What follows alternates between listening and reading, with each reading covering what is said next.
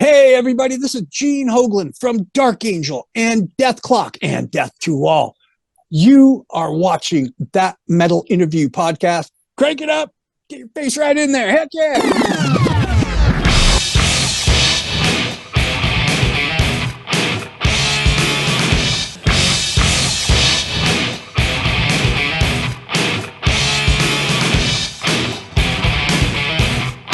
That Metal Interview.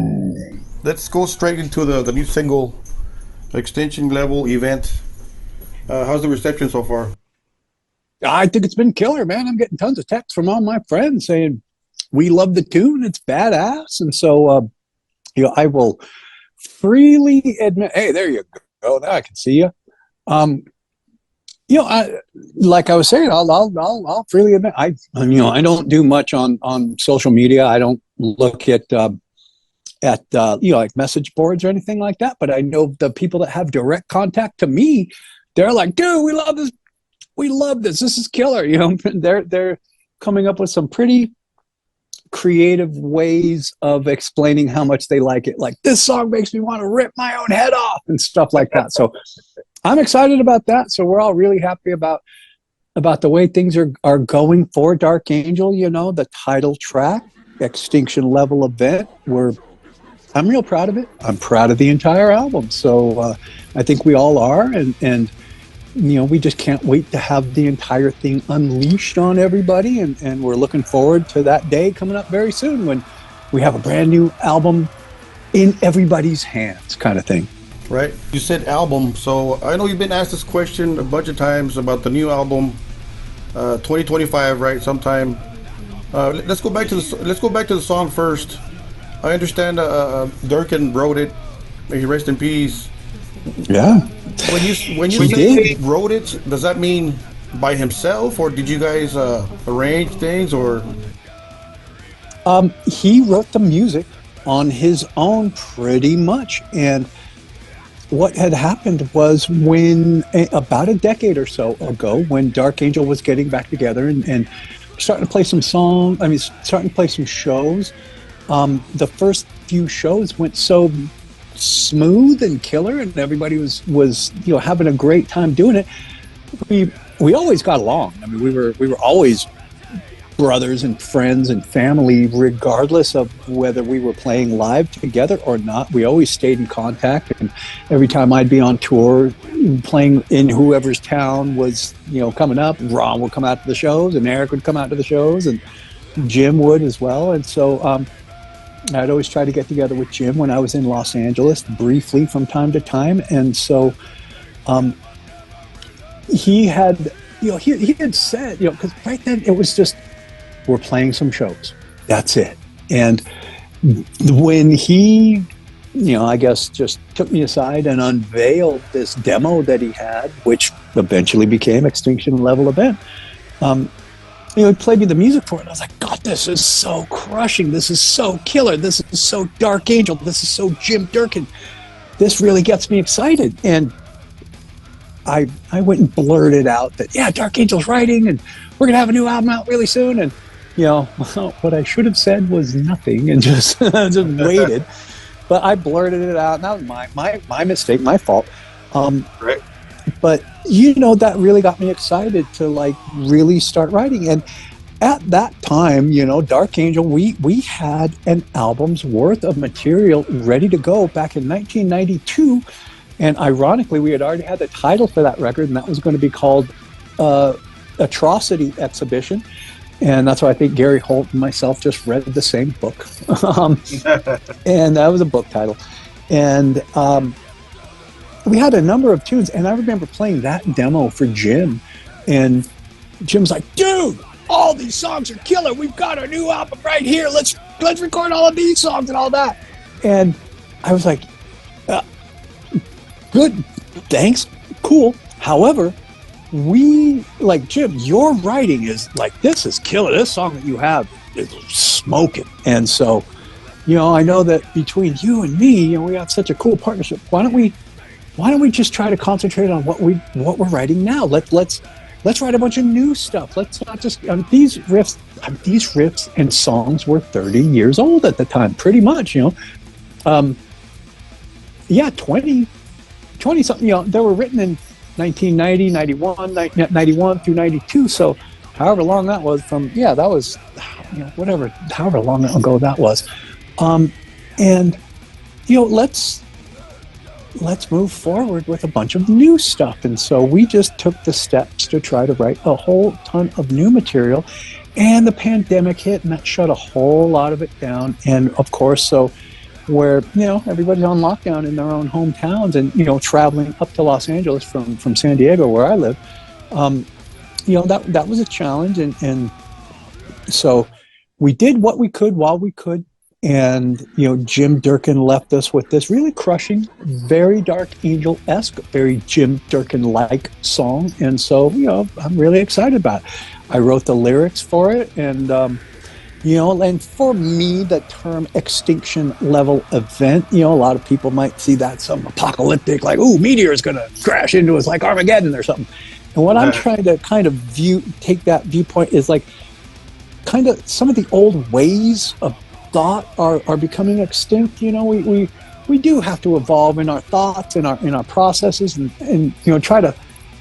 I'm always looking for the positive. I'm always trying to find positive solutions to everything, and I'm not too negative of a guy. But when it comes to writing lyrics, I can step into the character of, a doomsayer, or I could try to come up with some things like, hey, let's think about this. Yeah, we got to retool the old design. That's what's happening all around us. The world as it is right now is not the world it was around the turn of the century, even with the music industry and the streaming and that old way of living is no longer a part of what we do. So we got to figure out a way to retool that failed design, come up with the new ways of thought that are going to help us kind of evolve into the next level. That's all we're trying to do as musicians, as members of bands, as people who are trying to, create our destinies in the music industry or any kind of industry. Things aren't the way they were. This is not your father's music industry anymore. Right. So there you go. So that's part of what the intent behind the lyrics are, I guess. So what's your opinion on, I know the new school is Pro Tools and all that stuff. The analog is gone when you record, right? Do you prefer the old school with the tapes, analog, or do you prefer this new school recording with Pro Tools and all that stuff? I think both are equally great. I'm not a fan of one over the other. This album was very organic. We did it organically. This album doesn't sound like anybody else's album. It ain't going to sound like the modern, like where every single bit is so, it's not gridded. It's not, these are live performances. These are there's no grid to any of this. This is just how a band is going to sound live. And I got to admit, I haven't listened to anything else over the last 3 years, so I'm not really comparing. I've only listened to the Dark Angel stuff. I've only listened to what we're doing. I've only listened to the latest demos. I've only listened to the latest mixes, the latest masterings, the latest everything with Dark Angel. And I haven't done A, B, let me go listen to this against this or against this classic record or that. How is it going to sound up like all I can do is compare Dark Angel to Dark Angel, trying to improve each Dark Angel album. And we've tried to do that over the years, with sonically anyway, but we can utilize the new school as well as anybody, but we just chose to go as organic sounding, as quote unquote old school as we could.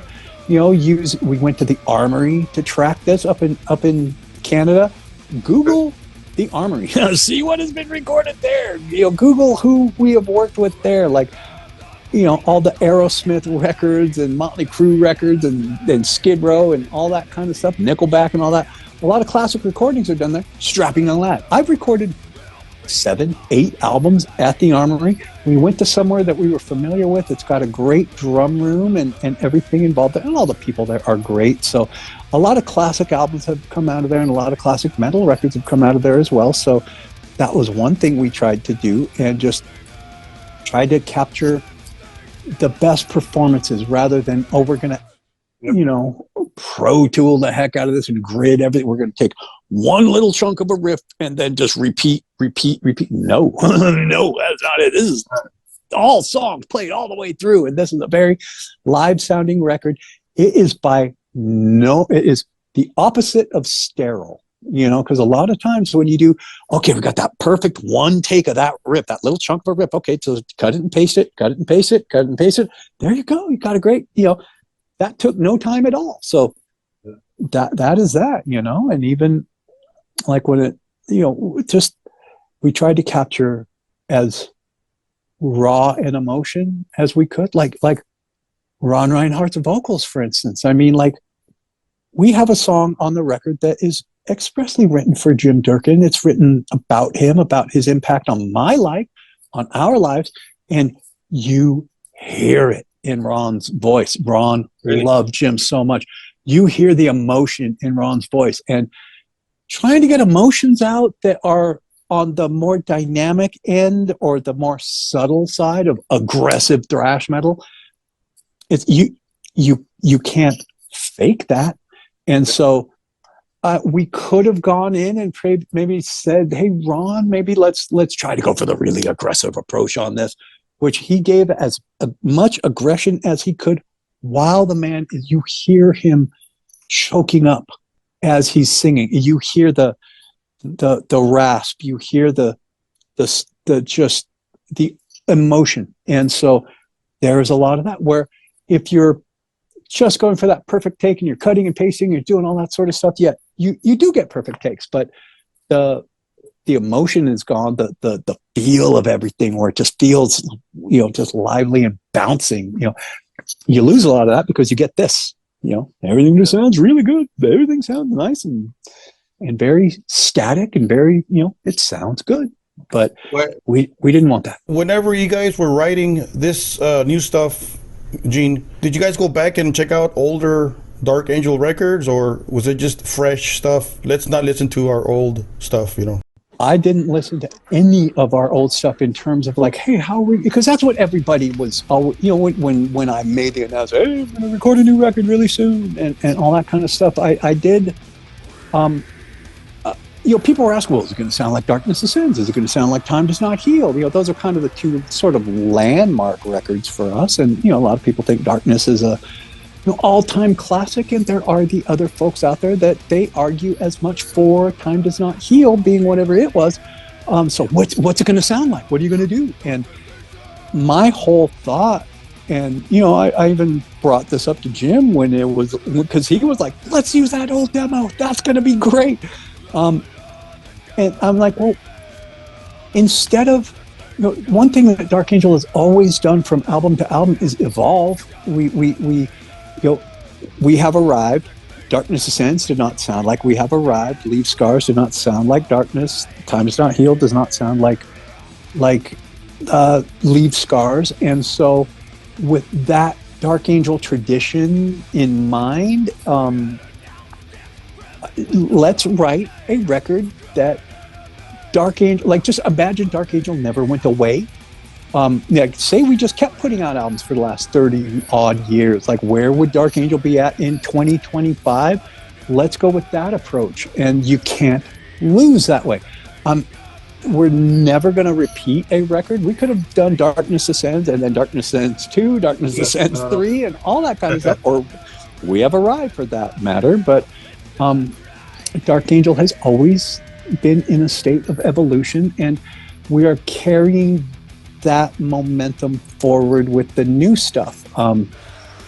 There are some approaches that are taken on this record that we haven't tried before, but they're all killer. You know, I don't think anybody's going to come back and go, oh, that's such a dud. You know, I don't think so. You know, I'm no slouch when it comes to being a judge of metal, or being a creator of metal, or being an OG thrash metal, or going back to day one of thrash metal. Like, that's my pedigree, that I'm pretty good with, you know, quality control. And take a look at my catalog of records, and whether you like Dark Angel or you don't like Dark Angel, or you like the new stuff or you don't like the new stuff, it's still, there's an argument to its quality. You know, I will argue our quality and our impact on everything. And I think we're going to have a deadly impact with this record. And that's the only thing. If you like the album, great. If you don't like it, equally great, fine. Check it out. You know, go listen to it when it comes out. You know, at least give it that shot. And you know, if you listen to the whole record and you're like yawn afterwards, hey, at least you gave it a shot. All right. I have a feeling that's not going to happen on a lot of occasions. I think a lot of people are going to be, oh, God, that first song was cool. The second song was cool. Killer. So there you go. Metallica has a song, of course, you might have heard it, One. The song One by Metallica, where when I first heard that, Dark Angel has a song with the same sextuplets on the bass drums. Are you familiar with One by Metallica? I know One by U2. I know One by. No, I'm kidding. Indeed, and I do know where you're going with that. Oh, actually, go ahead and finish what you were saying, please. What did you think of that when Lars recorded that? I mean, you did it first. I mean.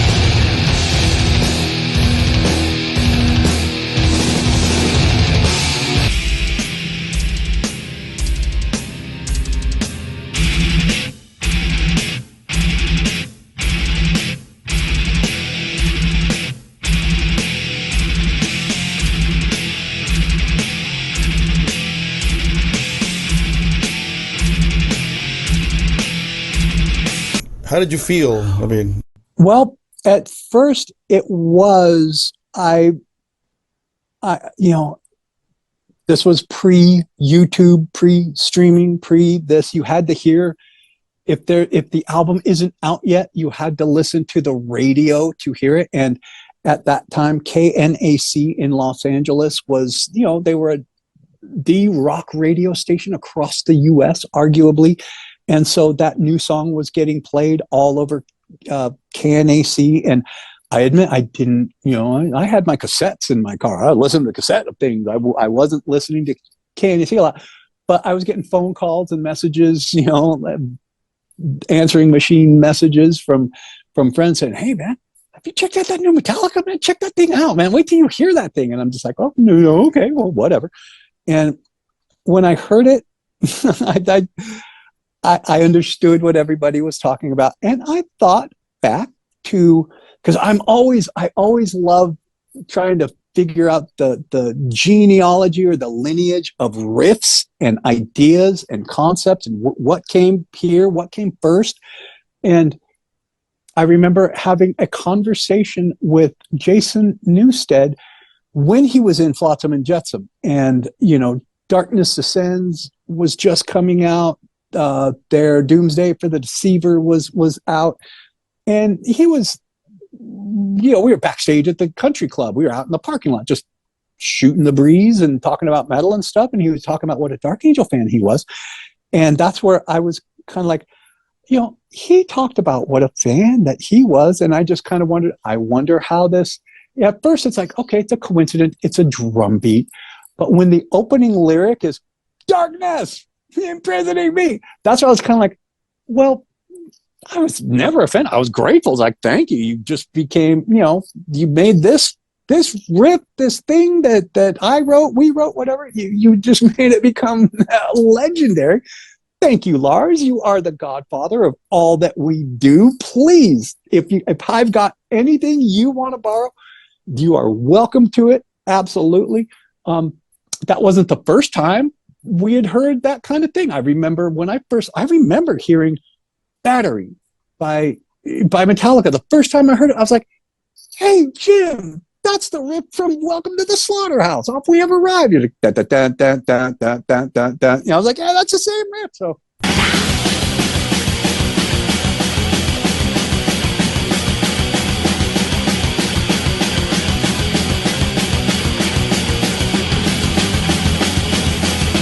thrash metal is thrash metal. I can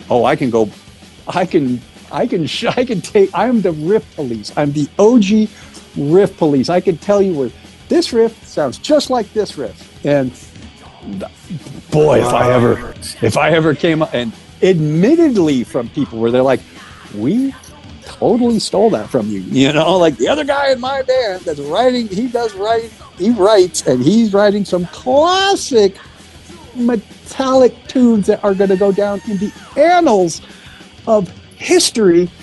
He's borrowing drastically from your band, kind of thing. And I'm just like, wow, holy moly, that's crazy how that works out. But yeah, that's where I just wondered, I wonder if that's where it comes from. But Metallica are the fathers. Lars Ulrich is the father of, the godfather of what we do. Bill Ward being the godfather of what we all do. So, Lars will always get much respect from me, and we appreciate you doing that. And you know who plays that drum beat better than just about anybody, even myself? James Hetfield. You ever heard him when they do their little drum thing on stage? James Hetfield gets on the drums and he plays that beat, and it is so rock solid. I'm like, God, he plays that better than me, and I wrote that darn thing. So there you go. But we are very appreciative to Metallica for how they've helped us in that little annals of history. Let's just say you're paving the road for the metal community here. That's what I can say.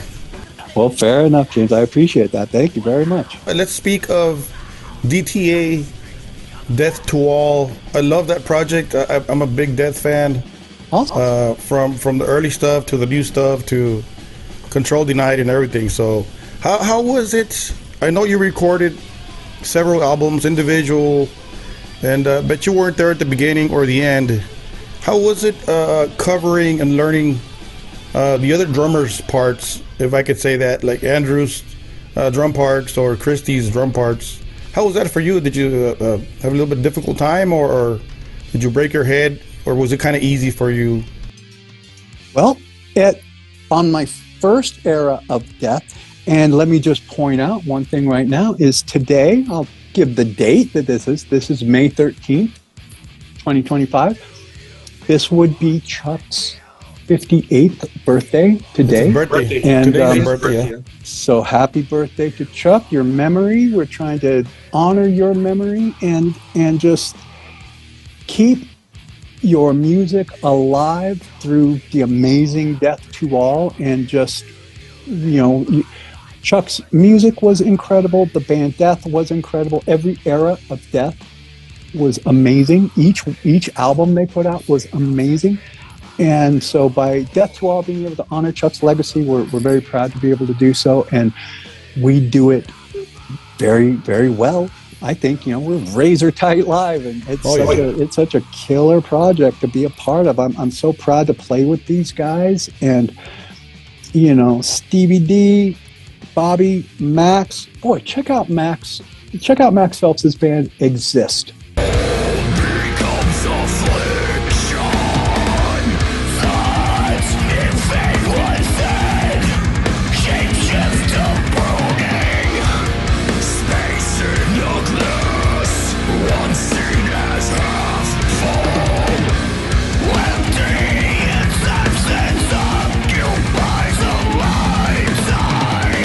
Okay. What an incredible band that is. What an incredible vocalist Max is. So everybody check out Exist. I got to see him live a few months back, and that was so killer. So with that in mind, like when I was first in Death in 1992 through 1995, Chuck and I had merely gotten together to kind of write and record the Individual Thought Patterns record.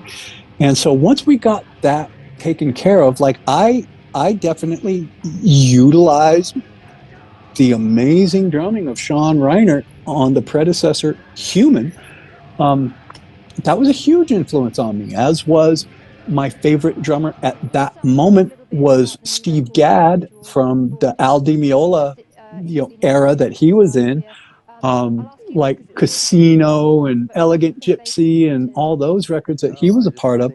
That was a huge influence on me, like bringing the Bembe beat to to metal. I'd never heard the bembe, the Brazilian bembe beat. You know, I was like, nobody's ever done that before. You could just go bugga bugga bugga dugga dugga dugga dugga dugga dugga dugga dugga dugga dugga dugga dugga dugga dugga dugga dugga dugga dugga dugga, or you go don't bo da don't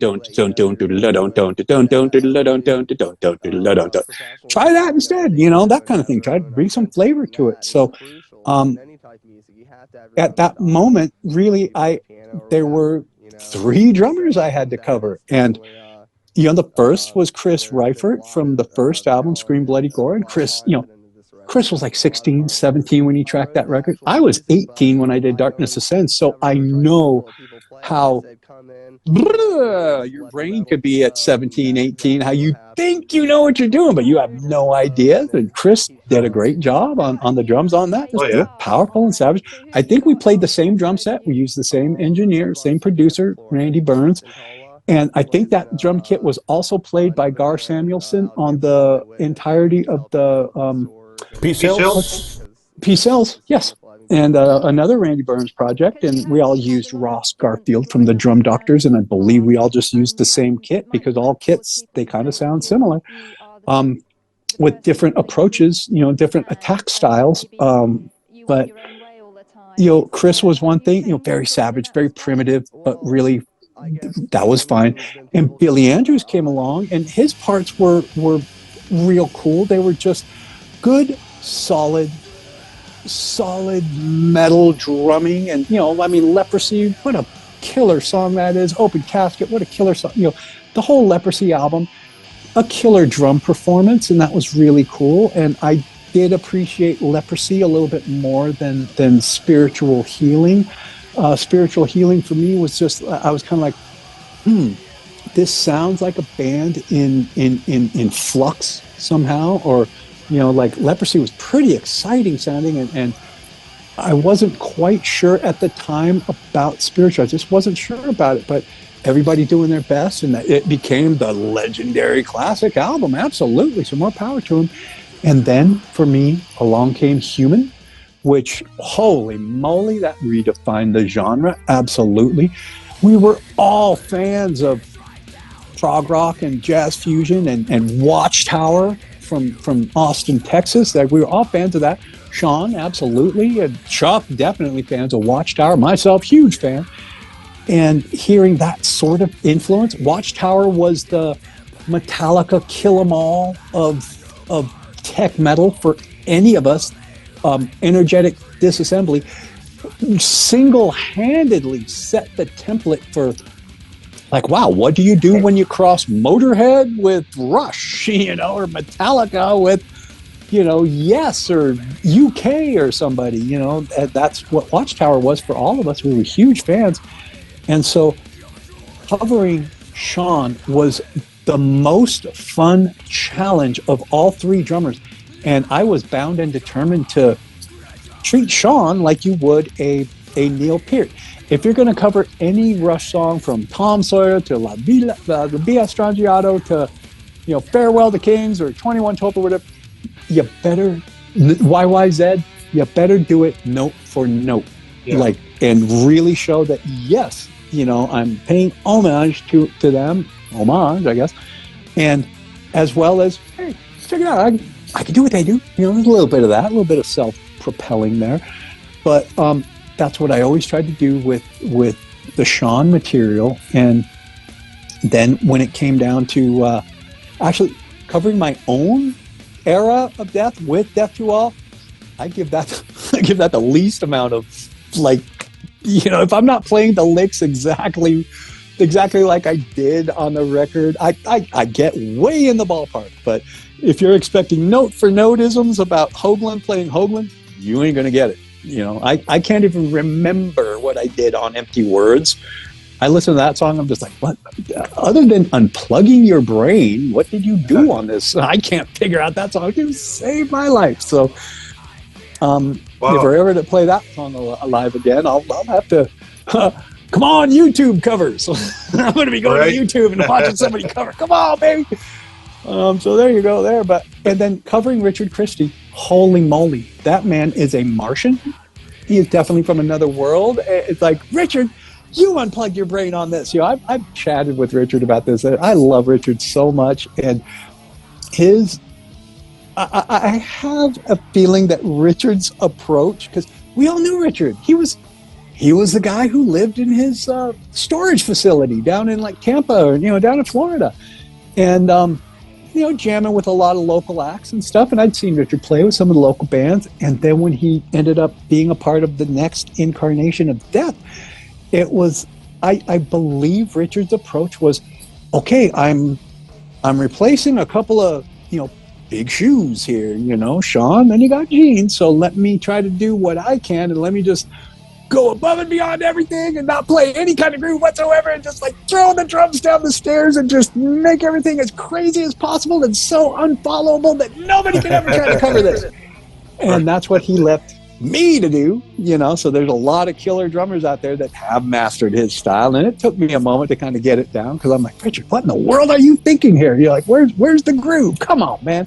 Right. And I understand that, because I mean, when we did Symbolic, after listening to it, Stevie D pointed some of the things out on Symbolic afterwards. He's like, you know, you in a nutshell, he was kind of like, you overplayed quite a bit. You know, you could have like kept some things way back, not keep that foot so busy, and let the bass just kind of sit with things and like help create that sort of dynamic. And so yes, you could have changed my name to Fill All Gaps on Symbolic. That's what I felt. And then Richard was Phil Allgaps Jr. times a dozen, you know. So there you go. But I love Richard. He's such an amazing dude, and he's such a killer drummer, and he's come up with a lot of iconic drumming for Death, and that is a wonderful challenge. Last year when we did the Sound of Perseverance record in its entirety, that was a really fun challenge to learn that album all, you know, back to front. We played about 4 songs over the course of time, so there was about another 3 or 4 songs that we had to play, and of course getting to do Painkiller. Heck yeah, man. So that was pretty cool. Here's a what if question, Gene. If Chuck were alive and playing in the metal scene, well, what do you think he'd be doing? Do you think he'd be playing metal, or do you think he would have changed to something else? Or oh, I absolutely think he'd be playing metal, and I do think he would be carrying Control Denied on all the way that he could. And I mean, I am merely speculating from one person's opinion, but if he were like kind of forced to have to go back out and do Death, I know that Control Denied, like towards the last couple of years of us working together, like he was evolving towards that form of metal, you know, like the, you know, a melodic vocalist. I mean, he used to denigrate his own vocals, like, my God, why did I write these vocals? Why did I, you know, these vocal patterns, and why did I come up with this voice? I would love to just play guitar and have a singer like Warrell Dane, or, you know, Jeff Tate, or Ronnie Dio, or you know, Halford, any of the greats. And I'd love to work with a vocalist like that, you know, one who grasps the invisible orange. If you've ever heard the term invisible orange, like, I think there's even a magazine called that. Chuck, to me, completely, Chuck single-handedly created that term, you know, because I remember he had a picture back in 1993 of him and Andy LaRocque in the studio, and he was showing me the pictures afterwards, because I wasn't in the studio when Andy was there. He was just going through some photos, like, hey, check this one out, and they were both doing this at the camera, and Chuck's just like, yeah, we're grasping the invisible orange in this one. I was like, invisible orange, that's right. Whoa! I was like, that's great. So what a fun term. So there you go. Before we let you go, Gene, give us an update on DETHKLOK. What's going on there?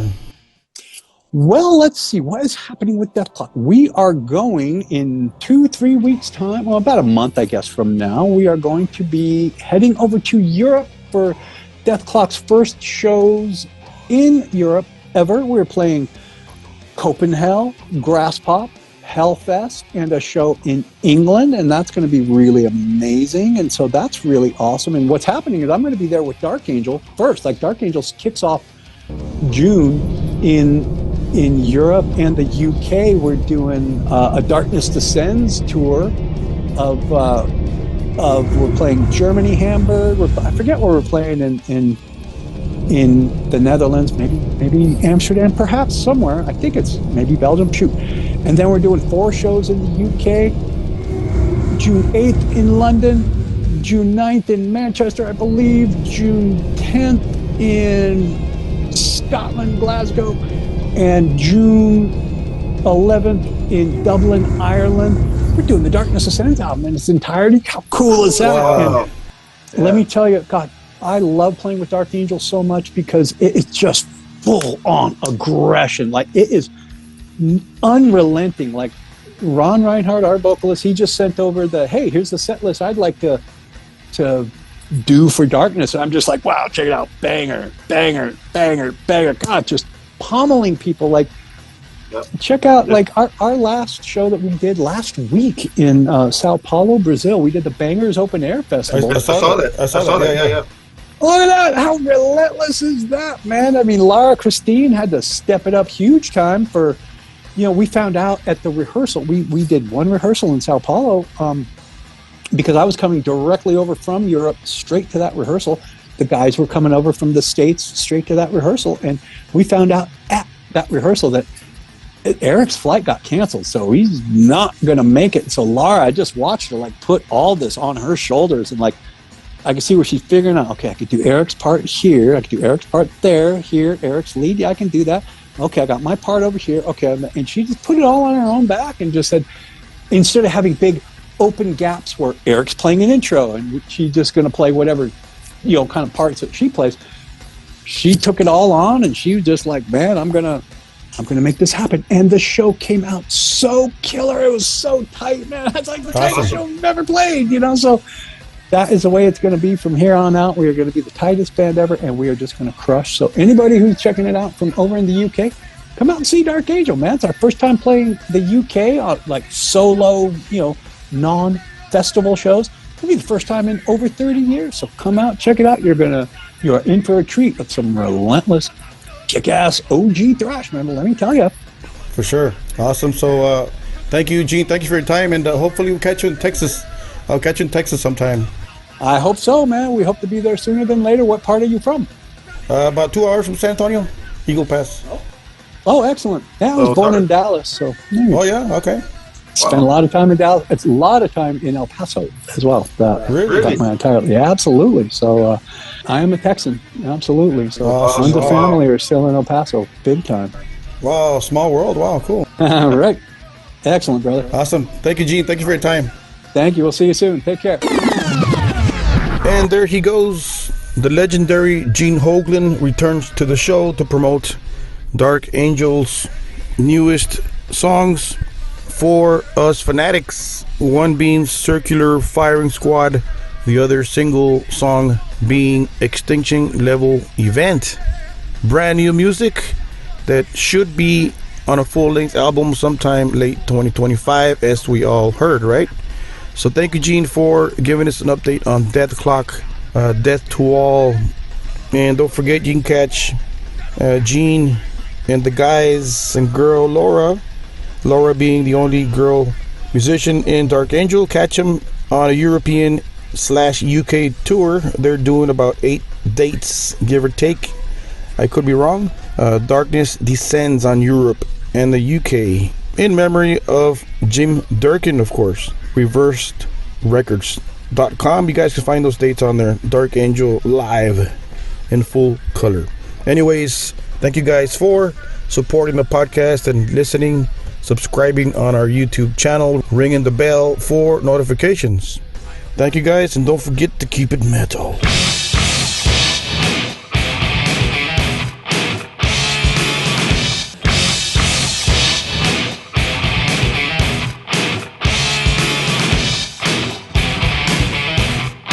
That metal interview.